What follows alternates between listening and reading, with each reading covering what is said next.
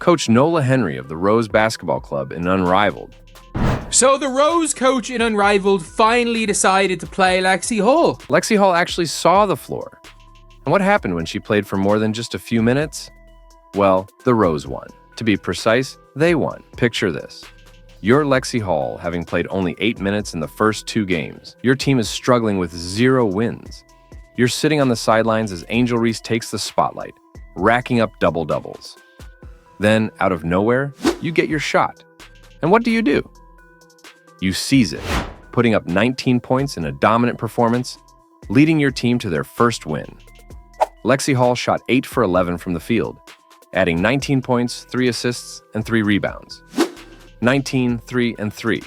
She was the top scorer. This isn't just a comeback story. It's a tale of perseverance, strategy, and the sweet taste of vindication. Lexie Hull showed everyone what happens when you prioritize talent over stat padding, and her success could unlock the Rose's potential. So, what did she do to put Angel Reese in her place? Let's break it down. Lexie Hull's game had been practically invisible in the first 2 games.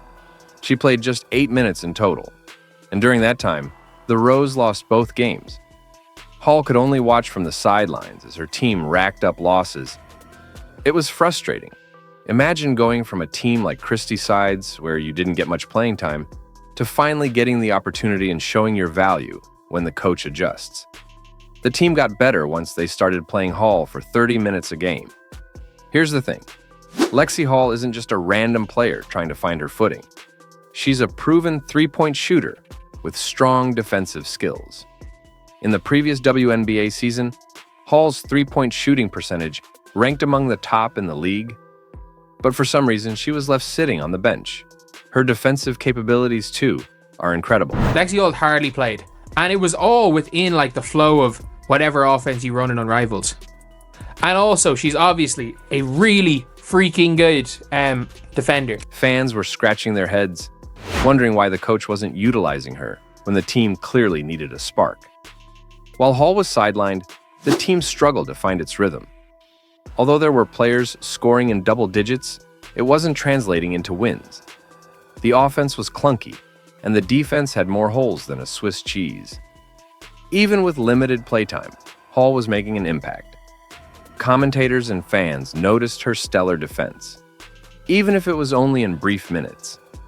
Her defensive prowess was something to behold. Teammates were frustrated, and fans were vocal on social media about her lack of playtime.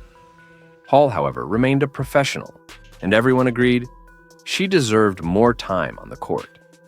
What caused Hull's benching? It wasn't because she wasn't playing well.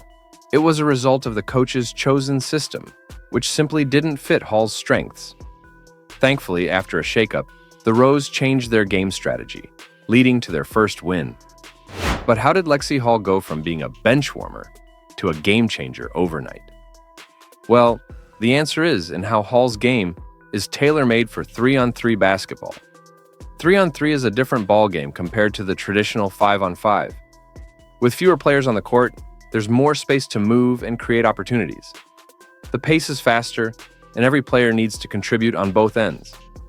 People are saying, she should have never went to Unrivaled. I still think, look, she's getting paid, 100 and something K, at least. Could be paid up to $250,000. Her, she's everywhere. It's going to help her out. She drew the short straw with her team. The way the coach wants them to play is just not the way Lexie Hull is good at. Hull is perfect for this setup. First off, Hull's a sharpshooter, and in 3-on-3 basketball, that's a game changer. With more space, players who can knock down threes and attack the basket consistently become difficult to stop. Hull is not just good, she's one of the best.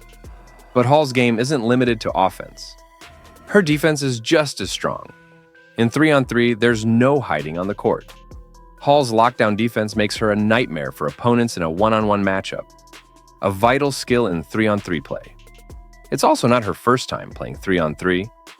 Hull has represented Team USA in international 3-on-3 competitions, bringing home medals. Her experience in the format is invaluable. Not only that, she's been good. The problem isn't that Lexie Hull has been garbage. Lexie Hull has played well. That's the weirdest thing, is that she's actually played well. There is one issue with Lexie Hull, which is why I think she's not playing, but I think she has actually played well.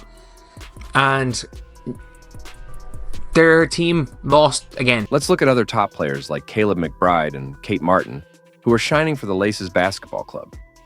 What do they all have in common? They're all deadly from long range. As Hall proved, a good three-point shooter is worth their weight in gold. But why was Hall not utilized earlier? Coach Nola Henry, it seems, had been trying to fit her into a system that didn't suit her strengths. The slow, pick-and-roll heavy offense they were running was ineffective in 3-on-3. Hall's quick movements and ability to shoot and drive to the basket didn't align with the coach's game plan. But things started to change.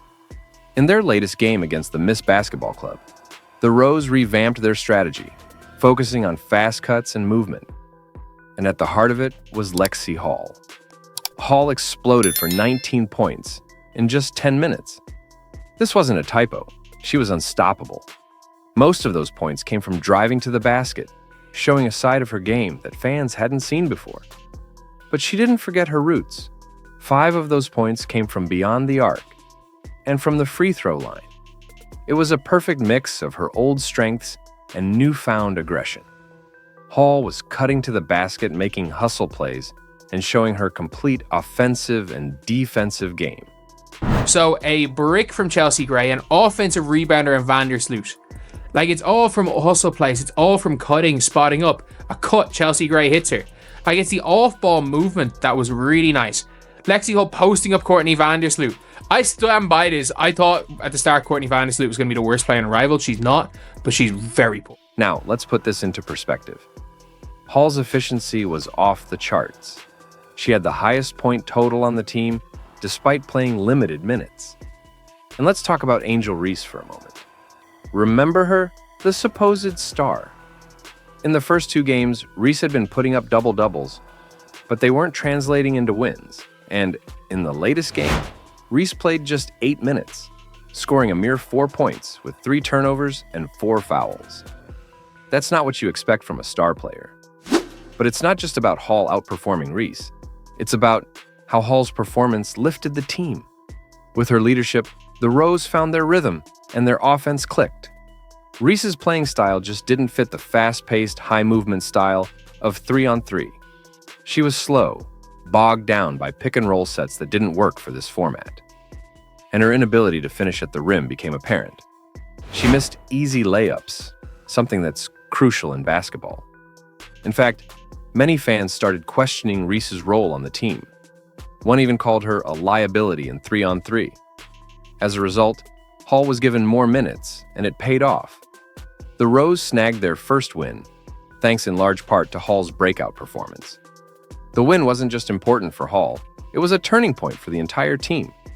If Hall continues to play this way, she could become a game changer for both the Rose and the Indiana Fever in 2025. So, will Coach Nola Henry continue to ride the Hall Express, or will she return to the old playbook? The ball is in her court now.